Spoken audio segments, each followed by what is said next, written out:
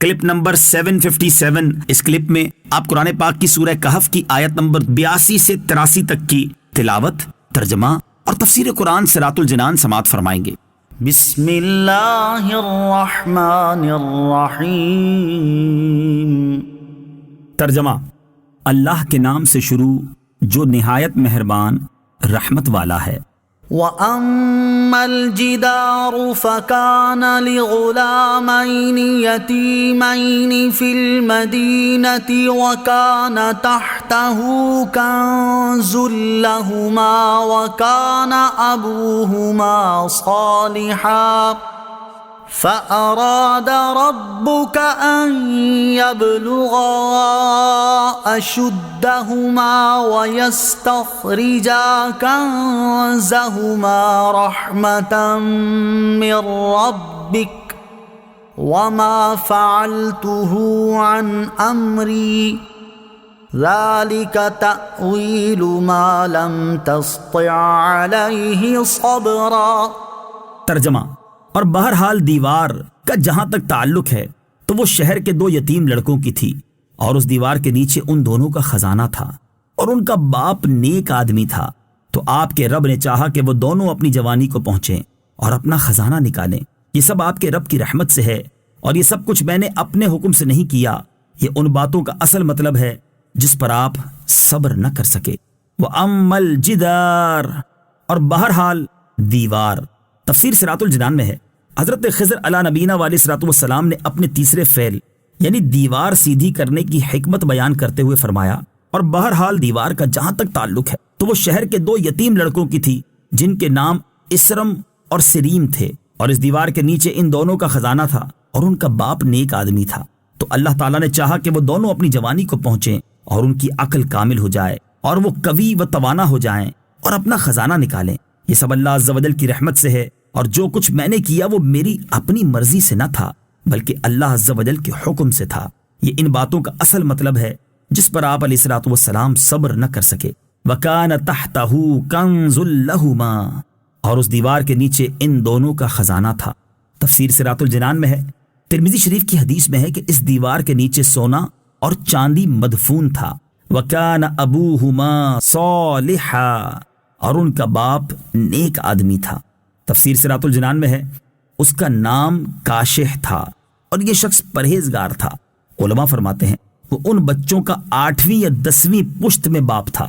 ذَلِكَ تَأْوِيلُ مَا، یہ ان باتوں کا اصل مطلب ہے۔ تفسیر صراط الجنان میں ہے، حضرت عبداللہ بن احمد نصفی رحمت اللہ تعالی فرماتے ہیں بعض لوگ اس آیت کی وجہ سے ولی کو نبی پر فضیلت دے کر گمراہ ہو گئے، اور در حقیقت ولی کو نبی پر فضیلت دینا کفر جلی ہے۔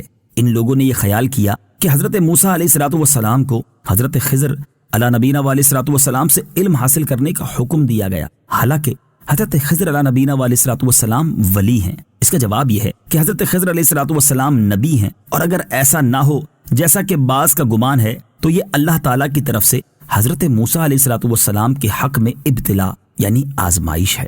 حضرت خضر علیہ نبینا علیہ الصلوۃ والسلام زندہ ہیں۔ یہاں یہ یاد رہے کہ اکثر علماء کا موقف یہ ہے، نیز مشائخ صوفیہ اور اصحاب عرفان کا اس پر اتفاق ہے کہ حضرت خضر علیہ نبینا علیہ الصلوۃ والسلام زندہ ہیں۔ شیخ ابو عمرو بن صلاح نے اپنے فتاوی میں فرمایا کہ حضرت خضر علیہ نبینا علیہ الصلوۃ والسلام جمہور علماء و صالحین کے نزدیک زندہ ہیں۔ یہ بھی کہا گیا کہ حضرت خضر اور حضرت الیاس علیہم الصلوۃ والسلام دونوں زندہ ہیں اور ہر سال زمانہ حج میں ملتے ہیں۔ یہ بھی منقول ہے کہ حضرت خضر علیہ نبینا علیہ الصلوۃ والسلام نے چشمہ حیات میں غسل فرمایا اور اس کا پانی پیا۔ واللہ تعالی اعلم۔ اعلی حضرت امام احمد رضا خان علیہ رحمت الرحمن فرماتے ہیں 4 نبی زندہ ہیں کہ ان کو وعدہ الہیہ ابھی آیا ہی نہیں، یوں تو ہر نبی زندہ ہے۔ ان اللہ حرم علی الارض ان تأکل اجساد الانبیاء فنبی اللہ حی یرزق، بے شک اللہ نے حرام کیا ہے زمین پر کہ انبیاء علیہ الصلوۃ والسلام کے جسموں کو خراب کرے، تو اللہ کے نبی زندہ ہیں، روزی دیے جاتے ہیں۔ انبیاء علیہ الصلوۃ والسلام پر ایک آن کو محض تصدیق کے وعدہ الہیہ کے لیے موت طاری ہوتی ہے، بعد اس کے پھر ان کو حیات حقیقی حسی دنیاوی عطا ہوتی ہے۔ خیر ان چاروں میں سے 2 آسمان پر ہیں اور 2 زمین پر۔ خضر و الیاس علیہم السلام زمین پر ہیں، اور ادریس و عیسیٰ علیہم السلام آسمان پر۔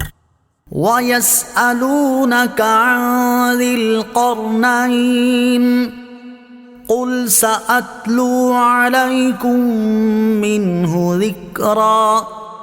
ترجمہ: اور آپ سے ذوالقرنین کے متعلق سوال کرتے ہیں، تم فرماؤ میں ان قریب تمہارے سامنے اس کا ذکر پڑھ کر سناتا ہوں۔ وَيَسْأَلُونَكَ، اور آپ سے سوال کرتے ہیں، تفسیر صراط الجنان میں سورہ بنی اسرائیل کی آیت نمبر 85 کی تفسیر میں بیان ہوا تھا کہ کفار مکہ نے یہودیوں کے مشورے سے سید المرسلین صلی اللہ تعالی علیہ وآلہ وسلم سے اصحاب کہف اور حضرت ذوالقرنین رضی اللہ تعالی عنہ کے بارے میں سوال کیا۔ سورہ کہف کی ابتدا میں اصحاب کہف کا قصہ تفصیل سے بیان کر دیا گیا، اور اب حضرت ذوالقرنین رضی اللہ تعالی عنہ کے بارے میں بتایا جا رہا۔